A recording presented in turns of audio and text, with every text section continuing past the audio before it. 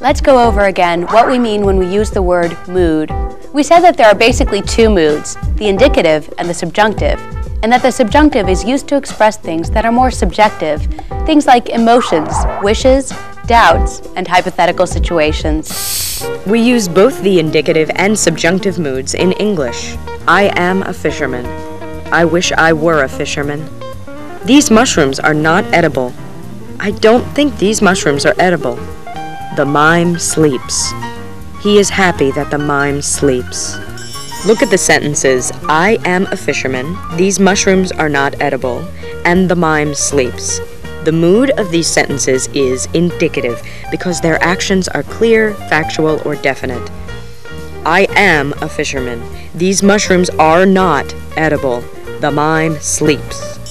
Now look at I wish I were a fisherman.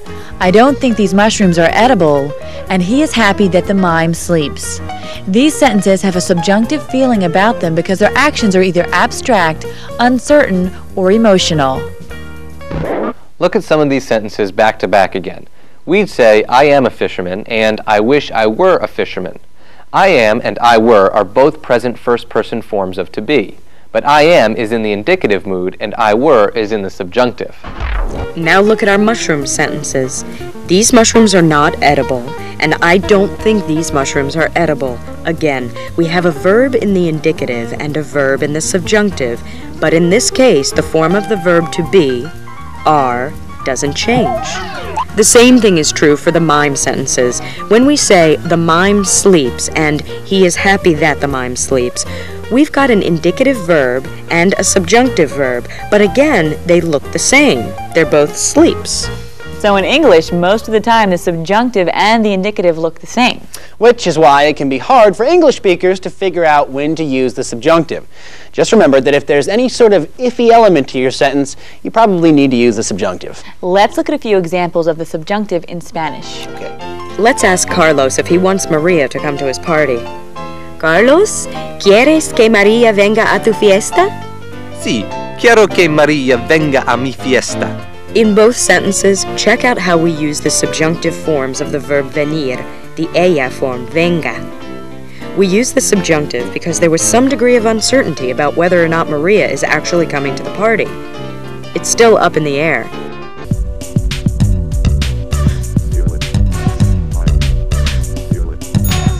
At this point, you're probably panicking a little about this whole subjunctive thing.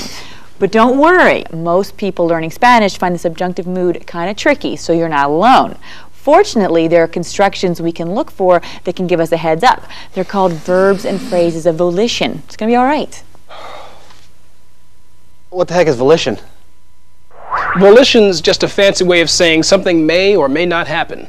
Some of the more common verbs of volition are to want, to advise, to prefer, to suggest, basically all that wishy-washy stuff you already associate with the subjunctive. That's why we use the word volition. Here's a list of some of the all-time greatest verbs of volition. Querer, to want, aconsejar, to advise, preferir, to prefer, mandar, to order or command, and sugerir, to suggest. You probably already know a couple of these. Here's how they work. You conjugate the verb of volition in the present tense, nice and easy. Then you add the word que, which basically means that. Then you add the main verb of your sentence, conjugated in the subjunctive. Don't panic if you didn't catch that. We'll walk you through this formula a bunch of times until you've got it down. Let's translate the sentence. I suggest that you buy the car. First, you conjugate the verb of volition. Let's see. We're using the verb for to suggest, sugerir. So, we conjugate that into the present tense, which would be sugiero. Then we tack on que. That's easy. Okay, now we have you buy the car. The verb we'd use is comprar, to buy, and we're conjugating it into the tu form of the subjunctive. So, we take the normal yo form, knock off the o, and add es, compres. And there we go. Sugiero que compres el coche. Verb of volition plus que plus subjunctive. Sort of a spin-off on all of this verbs of volition stuff is phrases of volition. These guys are even easier because you don't have to conjugate. They're pre-packaged and ready to use. Here are some of my favorites. Look at the phrases es importante it's important. Es necesario, it's necessary.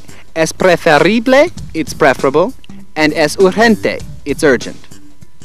These are all phrases of volition, and we can pop them into our formula in the place of the conjugated verb of volition. Phrase of volition plus que plus subjunctive. They work the same way. You don't have to conjugate them or anything. Let's plug one of those phrases of volition into our formula and see what we get. Let's say it's important that you don't run with scissors. Why? Because it's true. First, we call upon our phrase of volition that means it's important. Es importante. Then we tack on the que, and then we conjugate our main verb in the subjunctive, which would be tú corras. Then that's it. Es importante que no corras con las tijeras. You could poke your eye out. Want to see something cool? Take a look at the sentences we've made so far with the verbs and phrases of volition. Sugiero que compres el coche. Es importante que no corras con las tijeras. Okay, what do all these sentences have in common? I don't know, could it be the word que? Yes, that que can be a big help in signaling that the subjunctive is about to happen. So when you hear the word que in a sentence, or you want to say the word that, prick up your ears and get ready to use the subjunctive. It won't work all the time, but by golly, it'll work most of the time.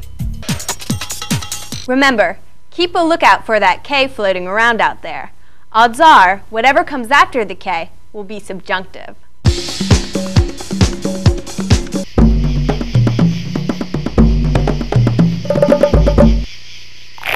Friends, this past week with the chupacabra, I've learned something special.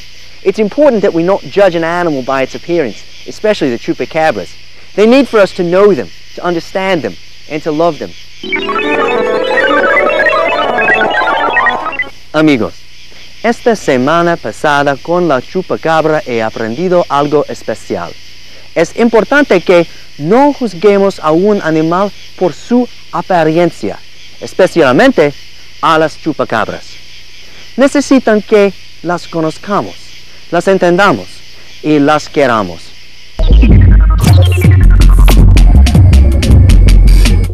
The subjunctive is a mood used when the actions of a sentence are subjective, abstract stuff, like emotions, wishes, doubts, and hypothetical situations.